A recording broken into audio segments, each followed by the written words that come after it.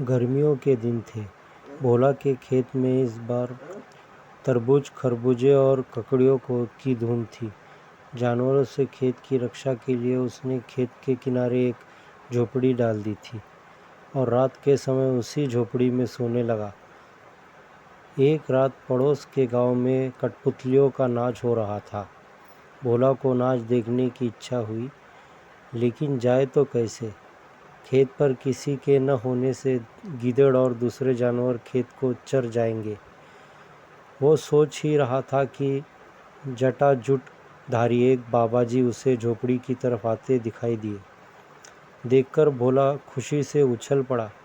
बाबा को झोपड़ी में बिठाकर बोला, महाराज जी, आप इस कुटिया में आराम करें।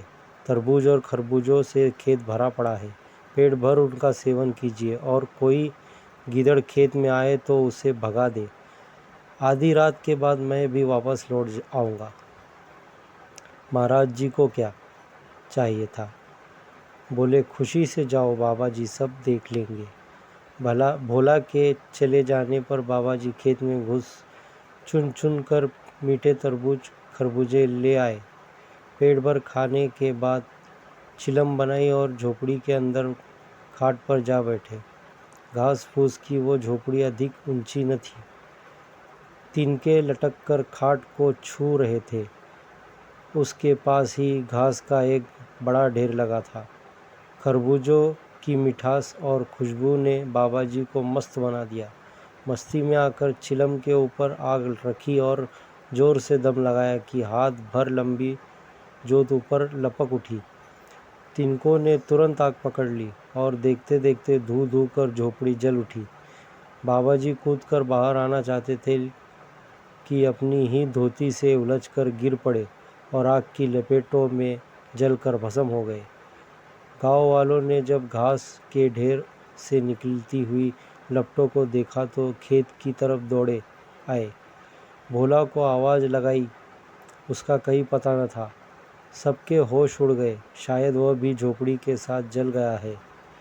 उसके बड़े भाई ने बांस का एक डंडा उठाकर जलती हुई आग को बुरेदा तो उसमें से लाश निकल आई। देखकर घरवालों में रोआ रो पीट मच गई। भोला को जला हुआ पाकर गांव के लोग दुखी हुए।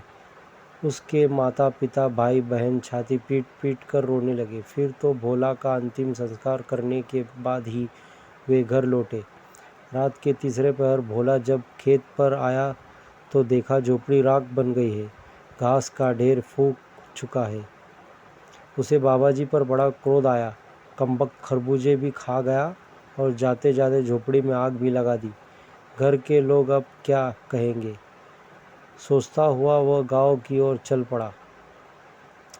जल्दी से अपनी चौपाल के पास पहुंचकर उसने देखा कि गांव के लोग शोक की मुद्रा में चुपचाप बैठे हैं।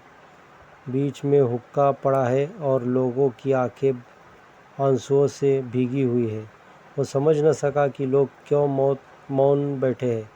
चौपाल के एक किनारे पहुंचकर भोला ने अपने भाई को आवाज़ दी। देखते ही लोग चौंक उठे।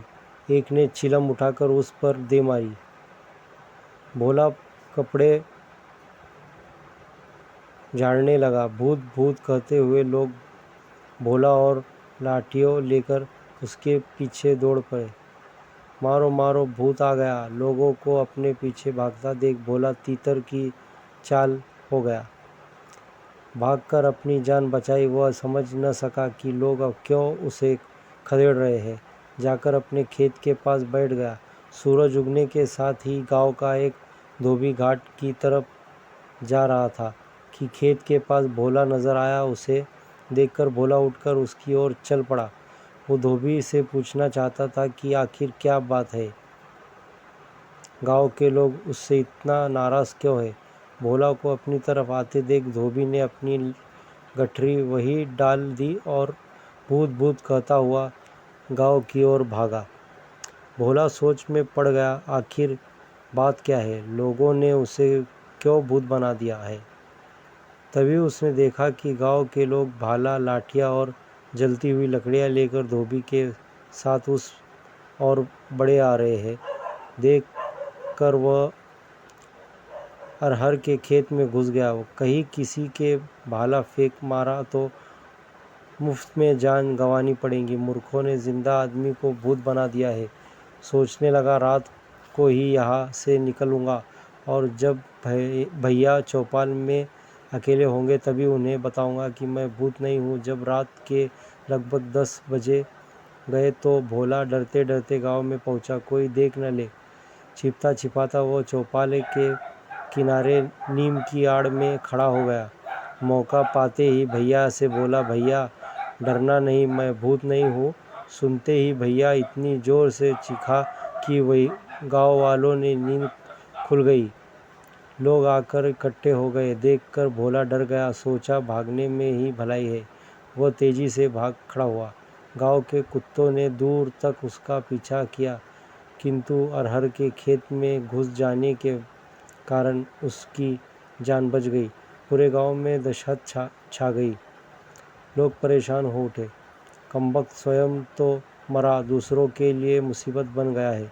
भूत के डर से लोगों ने अपने काम काज छोड़ दिए। ऐसा भूत कभी नहीं देखा जो हल जोतने दे, न कपड़े धोने दे और रात दिन गांव में आकर लोगों को परेशान करे। अगले दिन गांव में कुछ सिपाहियों को लेकर एक थानेदार आया। उन्हें एक डाकू की तलाश थी। थानेदार को जब मालूम हुआ कि इस गांव में एक भूत आता है तो वही डेरा डाल दिया। सोचा शायद वो भूत न होकर वही डाकू हो जिसकी तलाश कई दिनों से हो रही है। थानेदार ने गांव वालों को बुलाकर पूछा, वो भूत लोगों को किधर घेरता है? गांव वालों ने बताया कि वो ज़्यादातर अपने खेत के आसपास ही बैठा रहता है, जहाँ झोपड़ी में भोला जहाँ था। थानेदार पूछने पर ताव देने लगा, अच्छी बात है, आज रात को हम उसे पकड़ लेंगे। तुम लोग भी हमारे साथ चलना। रात हुई। चारों तरफ जब घना अंधेरा छा गया तो गांव के लोग थानेदार और सिपाहियों के साथ उस जगह जा पहुँचे। खेत पर जाकर थानेदार घोड़े से उतर गया। अपनी सुरक्षा के लिए सिपाहियों ने 2 खूंटे जमीन में गाड़कर घोड़े की पिछली दाग उसने बांध दी ताकि वह कहीं भाग न जाए। अब वे लोग भूत की तलाश करने लगे। भोला अपने खेत के किनारे लेटा हुआ था। लोगों को अपनी ओर आते देख वह उठ बैठा।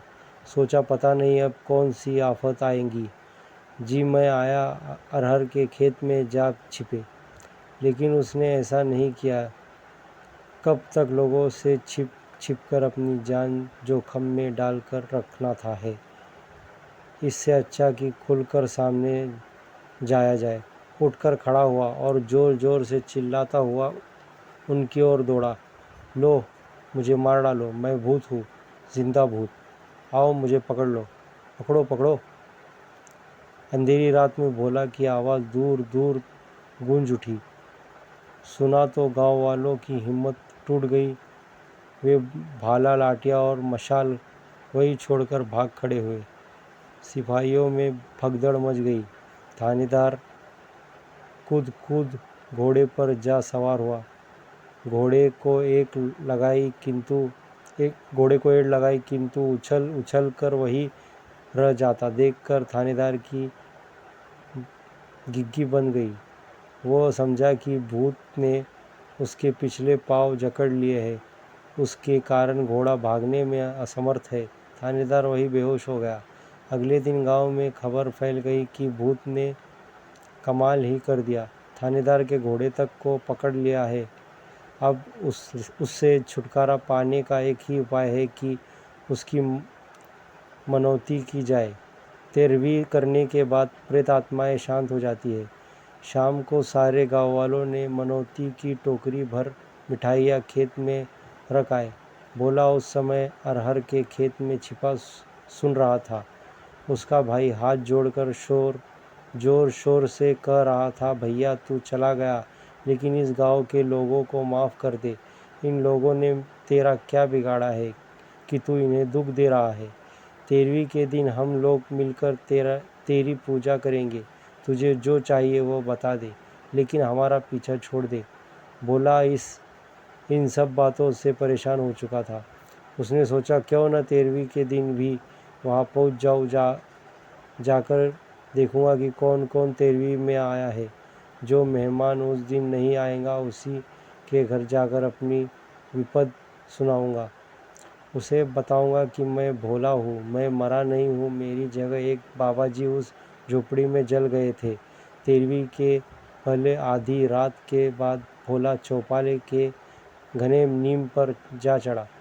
उसी नीम का छात्र मुखिया कर्म के बाद मेहमानों के भोजन कराया जाने लगा। तरह तरह के पकवान परोसे जाने लगे। देखकर भोला के मुंह में पानी भर आया, लेकिन वह पेड़ पकड़कर चुपचाप बैठा रहा। उसने देखा सभी लोग दावत उड़ाने आए हैं, केवल उसकी छोटी लड़की के ससुर नहीं है। रात को जब सभी सो गए तो वह भी नीम के ऊपर उतर आया, अपने समधी गांव की ओर चल पड़ा। सवेरे होने तक वह समधी के पास पहुंच गया और अपनी कहानी उसे सुना दी। सुनकर समधी ने भोला की आओ भगत की, खाना खिला पिला कर अपना तांगा तैयार करवाया और भोला को लेकर उसके गांव पहुंचा। उसके माता पिता और गाँव वालों से संबंधी साथ जब भोला को देखा तो चकित रह गए। समधी ने सारी कहानी सुना दी। गांव के लोगों ने भोला को गले लगा लिया और अपनी मूर्खता और जल्दबाजी पर बहुत लज्जित हुए। आपको ये कहानी कैसी लगी नीचे कमेंट करके हमें ज़रूर बताइएगा। अगर आपको ये कहानी पसंद आई हो तो अपने दोस्तों के साथ ज़रूर शेयर करें। ऐसी ही प्यारी कहानियाँ सुनने के लिए हमारे YouTube चैनल से जुड़े। वीडियो देखने के लिए शुक्रिया।